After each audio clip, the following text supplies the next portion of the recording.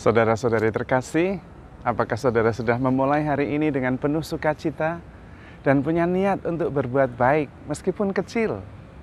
Semoga Tuhan memberkati niat baik saudara. Hari ini saya ingin mengajak kita semua sekedar memahami sebuah kisah. Menurut saya, seorang pahlawan adalah seorang yang berperang, memberikan yang terbaik, mengorbankan nyawanya, dan kemudian memenangkannya. Dan perang itu tentu tidak mudah, sehingga dia sungguh-sungguh ketika kembali memenangkan perang itu, dia menjadi pahlawan. Dan menurut saya, setiap kali kita tidur atau berangkat tidur di malam hari, kita adalah seorang pahlawan yang pulang dari peperangan. Mengapa? Karena setiap hari kita juga berperang. Di mana peperangannya? Di dalam pikiran kita. Dan kita berusaha dan berjuang memenangkan pikiran-pikiran yang baik. Karena memang di dalam diri kita itu ada pikiran baik, ada pikiran yang tidak baik. Dan setiap hari kita berjuang. Berjuang dan sungguh-sungguh berusaha supaya yang baik yang kita menangkan. Saya pernah bercerita bahwa pikiran baik dan pikiran buruk itu seumpama pikiran yang baik adalah harimau, pikiran yang buruk adalah singa. Yang menang yang mana? Harimau atau singa?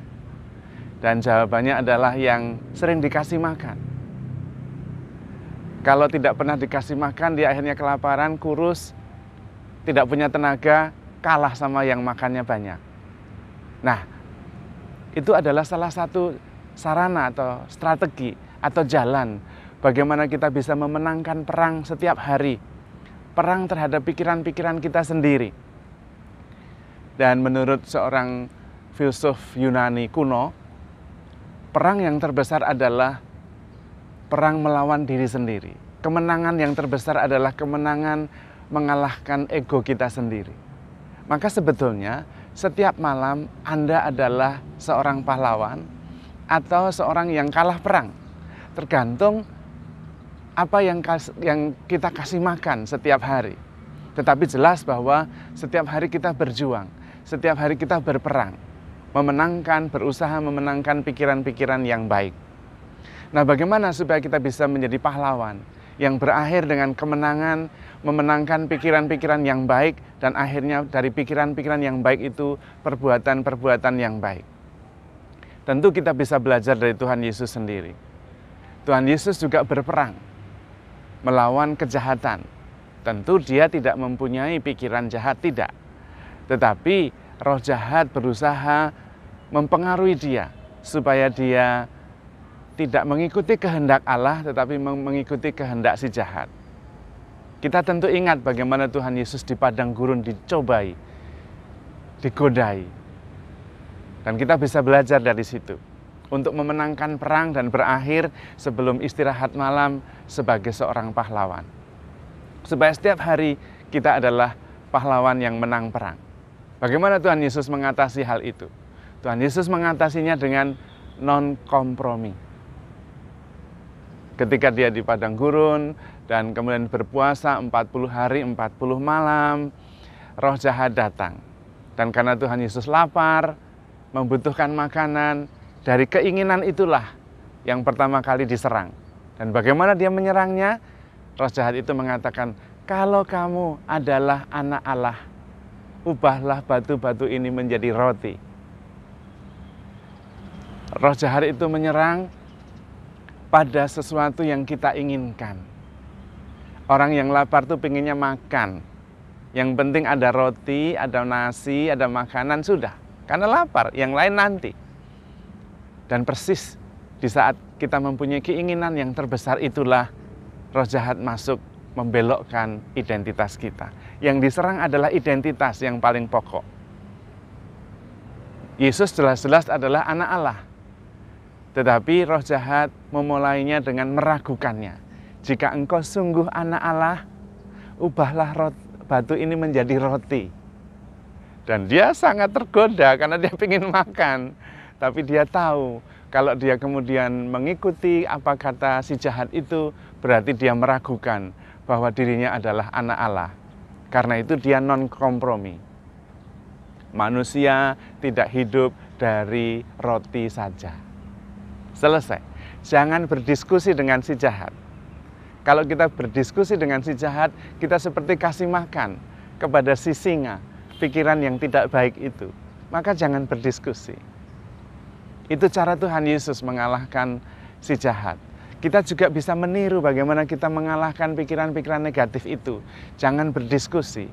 Pegang prinsip-prinsip yang pokok. Yang benar katakan benar, yang tidak benar katakan salah. Selesai, sudah. Non-kompromis. Itu salah satu yang dipilih oleh Tuhan Yesus. Tidak ada diskusi. Dan kita bisa belajar juga dari orang-orang yang sudah memenangkan perang itu. Dan ternyata di dalam hidup kita itu ada begitu banyak peperangan yang tanpa sadar kita menganggapnya sebagai kebenaran, padahal itu bukan kebenaran. Maka yang kedua adalah pegang kebenaran-kebenaran yang ada di dalam kitab suci.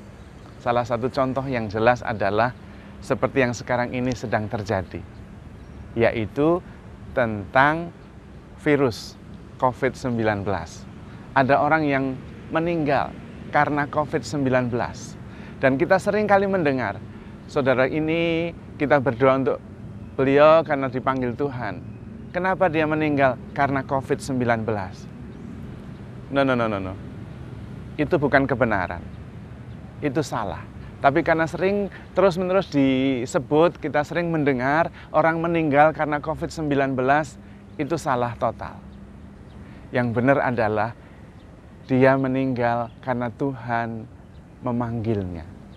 Hidup dan mati kita itu milik Tuhan, bukan milik virus COVID-19, bukan. Karena itu kita pegang kebenaran. Dia meninggal karena Tuhan menghendaki. Selesai. Supaya kemudian kita tidak menyalahkan siapa-siapa. Gara-gara COVID, gara-gara orang ini, gara-gara ini. Tidak. Selesai di situ. Dan kita kemudian berpegang pada kebenaran. Bahwa hidup mati kita itu ada di tangan Tuhan. Dan konsekuensinya panjang. Kita jadi lebih tenang. Karena Tuhan yang berkuasa atas hidup dan mati kita. Kemudian kita juga percaya bahwa ini sudah rencana Tuhan. Karena itu pasti baik.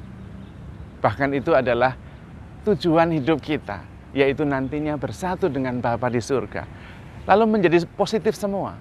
Tapi coba kalau kemudian kita mengikuti kebohongan yang tanpa sadar disebarkan oleh media sosial atau oleh pikiran-pikiran yang nampaknya umum, kita kemudian makin panjang.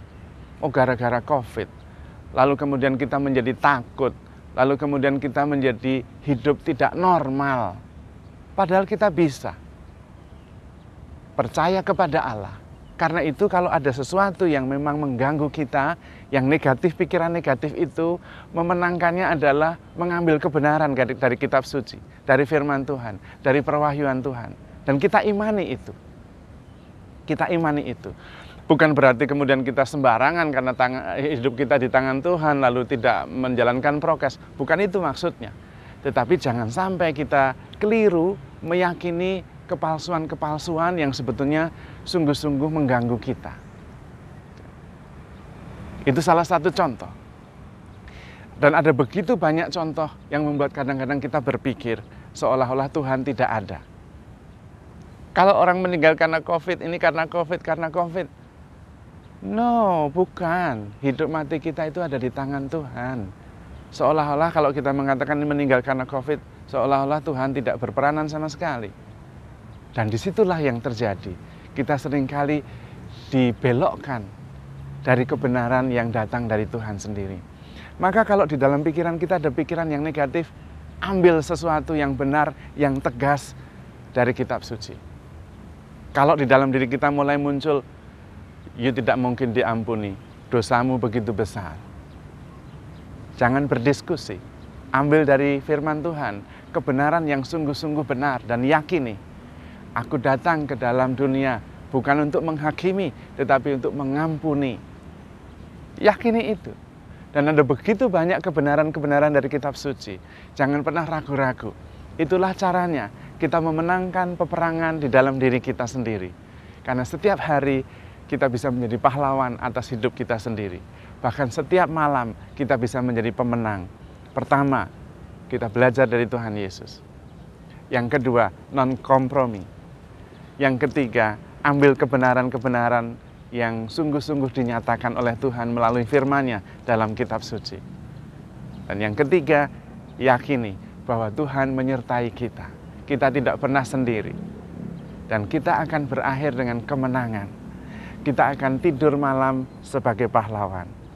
Karena kita belajar dari Tuhan Yesus dan meyakini kekuatan cintanya yang akan selalu memenangkan kita. Karena Tuhan Yesus sudah menang, mengalahkan kejahatan dan memenangkan kehidupan untuk kita. Dan Tuhan menjanjikan untuk menemani kita sampai akhir zaman. Karena itu, percayalah akan kasih Allah bahwa kita dicintai oleh Tuhan. Karena itu, handle yourself with care. Because you are loved. Tuhan memberkati.